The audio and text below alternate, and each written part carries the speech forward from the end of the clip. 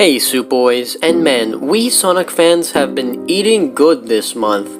And heck, this whole year. We first had the Sonic movie in April, now we're getting Sonic Prime, Sonic Origins, and Sonic Frontiers throughout the rest of the year. This is incredible. I mean, come on, Sega's really pushing out these great products. And, the marketing is amazing. One more What? thing I What? need to show the fans. This What? is so Alright, this is fun. What? No. Yeah, things aren't working quite as expected, especially from Sega's perspective. Fans are angry, everyone's in a bit of a jam right now. And today we're talking about, well, Sonic Frontiers. So first things first, what even is Sonic Frontiers? Well, if you live under a rock like Patrick Star, then I guess you just need me to answer this question for you. Basically, Sonic Frontiers is the next mainline title in the Sonic the Hedgehog video game franchise, and it's promising to be a brand new game in an open world environment, which is honestly really intriguing, and a lot of fans were very interested and hyped for this product before the marketing began. You see, in a sense, the real marketing cycle for Sonic Frontiers began all the way back in May of 2021. That's right, where we got our first look at this game via a teaser trailer at the end of the first ever Sonic Central, a way for Sega to share news, basically a Nintendo Direct, but better. Our next bit of news came later that year in the 2021 Game Awards, where we got, well, another trailer. Kind of. A trailer is a bit of a stretch. We got a couple of environment showcases, which fans thought for gameplay, and then we got some more pre-rendered scenes, and that's about it. It wasn't until May of 2022, a full year from when the game was first announced, where we got a teaser showing real gameplay, and we're told to tune in to IGN first, all June long, to get more news on Sonic Frontiers. The teaser showed off Sonic's gameplay, the environment, and combat, and other interesting things a part of the game. And honestly, when I saw it for the first time, I was genuinely excited for IGN to start their showcase. And when they did, we got a full 7 minutes of almost all uninterrupted gameplay. And let's just say, the feelings from the fans were rather mixed. Personally, from my perspective, I actually really liked what I saw, and was honestly waiting to just play this game and explore this environment. If you know me, I love Sonic the Hedgehog in temples, and what do you know, it's Sonic the Hedgehog in temples. But the fanbase was much more critical than me and others seemed. I mean, heck, IGN's Sonic Was Never Good people really did say that what they played of the game was actually pretty good, and surprisingly, the fanbase just wasn't having any of it. I think it's going to be good to go over all the bad that people saw in the game before I get into things that I personally liked about it, which was a lot.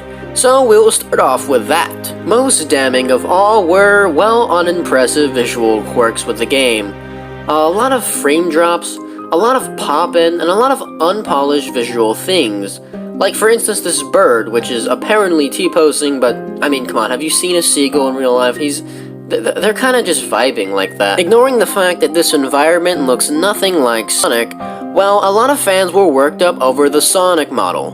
Specifically, that this is the same model from Sonic Forces, and that it is reusing a lot of animations, and this means that Sonic Team is lazy and has not learned any of their mistakes. Because the 3D model of your player character completely decides the quality of your game and company, guys. Real smart stuff. But honestly, I kinda can't fault fans here.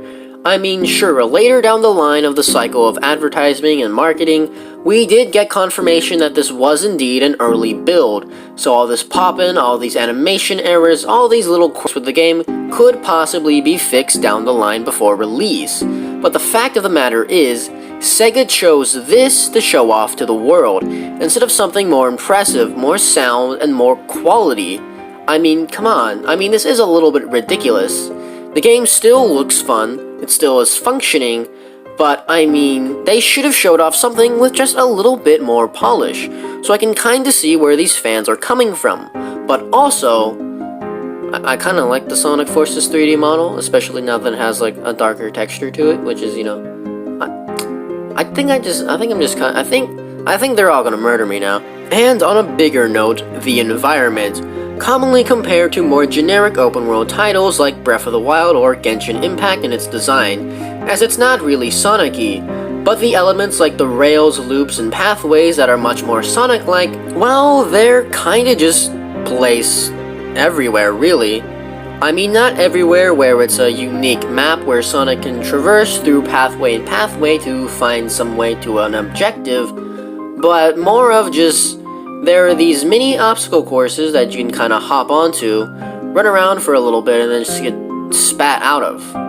It seems a bit counterintuitive. You'd think you want to design the whole world around Sonic, but all the Sonic designed elements are just floating above the world, and the world you are actually interacting with most of the time is really just the world. It's just a generic grassland area where you then have to just travel on it until you reach a Sonic the Hedgehog themed obstacle course, which seems a little bit counterintuitive to a Sonic the Hedgehog open world game. Pretty good examples of integrating Sonic gameplay into a big open world would be fan games like Sonic Green Hill Paradise Act 2 or Sonic Utopia, and the officially released Sonic Speed Simulator on Roblox, all three of which are open zone Sonic the Hedgehog games, where the entire world is just Sonic level design sprawled out in a very open manner, where the player can weave in and out of pathways to get where they want to go. It truly creates an open Sonic experience. It really immerses you in the world as well. Having to make split-section decisions on where you want to go and how you want to get there really makes it feel like you are Sonic the Hedgehog, and I really wish Sonic Frontiers can capture this in a way, but honestly, I feel like this is an element that might not even be in the game. From the gameplay we're shown, it doesn't really look like there are a lot of interactivity or really fun and interesting ways where you can weave in and out of level design. It kinda just seems like run in a field, jump onto a spring, and then boom, you're playing a mini Sonic level. Then once you beat that mini Sonic level, then you're back to running in a field, rinse and repeat. I mean, sure, there are some things in the background that you can see, but I mean, maybe there's just more they're not showing us. I'm still hopeful, but very worried. But something we haven't really seen since Sonic Unleashed that might spice up the game entirely is combat around the enemies. And the enemies are actually pretty unique looking. I've seen some complaints about the design, saying they're not Sonic-y enough. Honestly, I kinda like them. This little guy that hides in his shell is absolutely adorable. He's like, "Oh no, Sonic, I'm just trying to hang out. I also like how these drones resemble the ones from the movie. Sure, I mean, you could say that this is blatant plagiarism, but come on. More brand integration is only a good thing. Come on, less confusion, more cool Sonic stuff. But enough with the enemies and their designs. Sonic's combat here actually looks very interesting.